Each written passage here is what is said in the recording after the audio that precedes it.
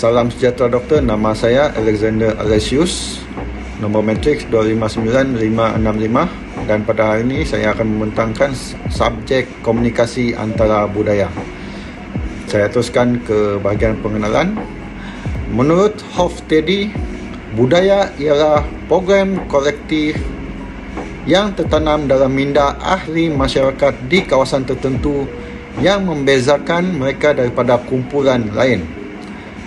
Dan menurut Shira dan Levy pula, seterusnya mengatakan bahawa budaya ialah sikap, tingkah laku dan lambang yang diturunkan dari satu generasi ke generasi seterusnya. Budaya ialah satu cara hidup yang dibangunkan oleh sekumpulan manusia dan diturunkan dari generasi ke generasi. Ia terdiri daripada pelbagai elemen kompleks seperti agama, sistem politik, adat resam, bahasa, peralatan, pakaian, struktur dan kaedah bekerja.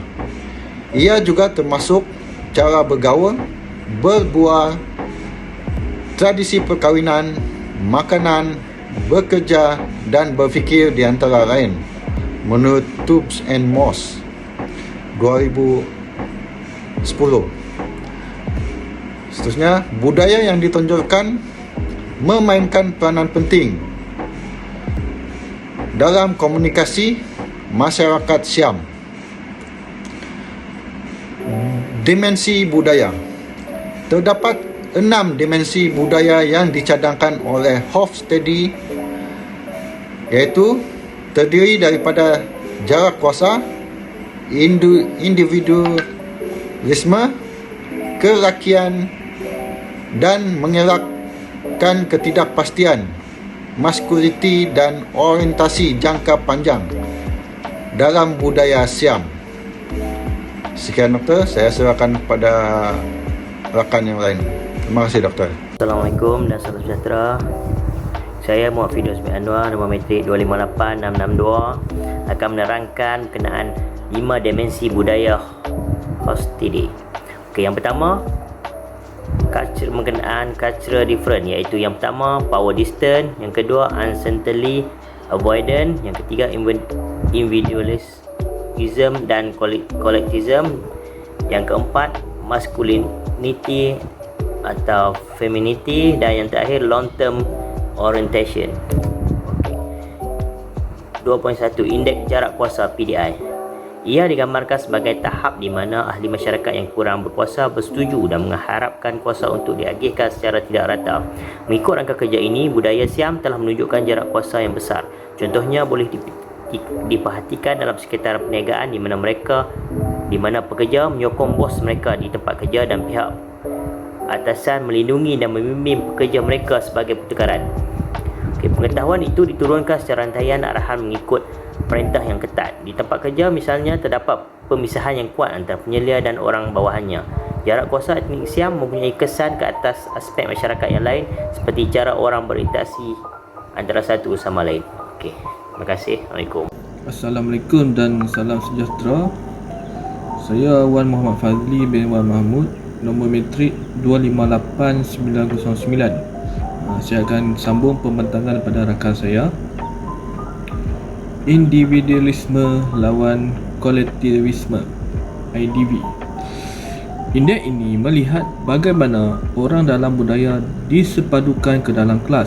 Budaya individualistik mempunyai hubungan yang lemah dengan kebanyakan orang hanya mengetahui keluarga dan saudara terdekat mereka.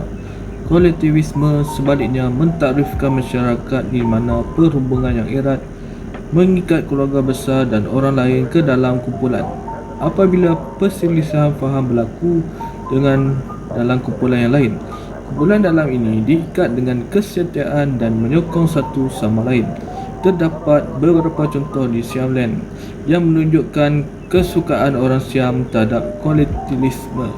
Orang Siam hidup secara berkumpulan, hubungan jangka panjang sangat dihargai oleh orang Siam dan jarang mereka meletakkan nilai lebih pada perkongsian daripada bercakap secara langsung.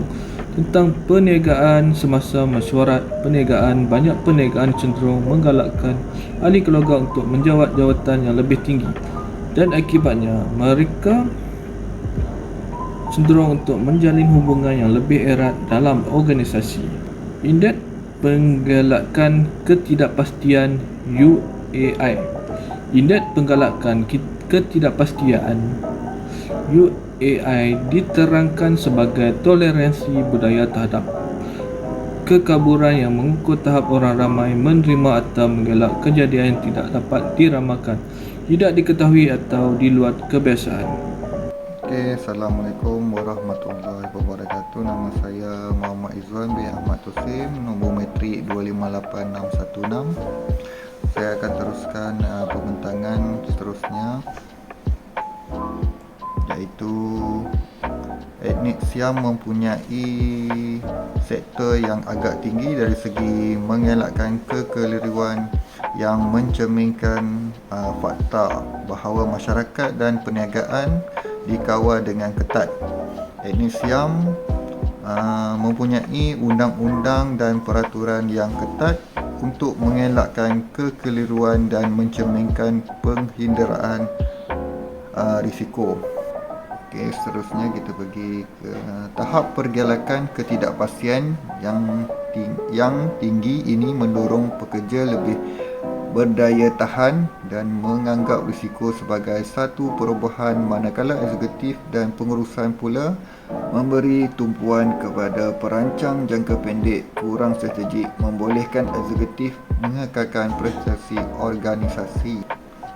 Etnik Siam mempunyai kedudukan kelakian yang paling rendah di kalangan masyarakat Asia, dan tahap kelakian yang rendah ini menunjukkan masyarakat yang mempunyai kurang daya saing dan ketegasan dengan sedikit perbezaan antara tingkah laku lelaki dan perempuan. Okey, sekian dari saya serahkan kepada rakan saya. Terima kasih. Masyarakat Siam mempunyai tahap persaingan yang rendah dan mereka lebih suka hidup secara harmoni antara satu sama lain. Manakala dalam konteks organisasi, orang Siam pada umumnya berharap untuk mengekalkan hubungan mereka dengan orang bawahan atau menyelia mereka. Pada masa yang sama, kewanitaan dalam budaya Siam boleh dijelaskan juga melalui keinginan untuk konsensus dan fleksibiliti. Seterusnya, etnik Siam dianggap mempunyai organisasi jangka pendek. Budaya Siam mencerung lebih bersifat normatif daripada pragmatik, yang bermaksud bahawa tradisi dipegang dengan penuh penghormatan pertimbangan. Seterusnya, dari segi perniagaan, orang Siam cenderung lebih suka hasil yang cepat tanpa banyak perangsangan untuk pada masa hadapan. Orang Siam sangat memelihara tradisi mereka. Walau bagaimanapun, di bandar-bandar besar terutamanya, terdapat beberapa petunjuk bahawa masyarakat Siam sedang beralih ke arah perspektif jangka panjang. Kesimpulannya, etnik Bumiputera Siam merupakan sub-etnik yang mempunyai identiti tersendiri. Simbol utama dan terpenting etnik mereka ialah agama. Unsur-unsur lain seperti bahasa dan perayaan dilihat mempunyai kekuatan tersendiri dalam memperkukuh kedudukan simbol dalam masyarakat berbilang kaum agama.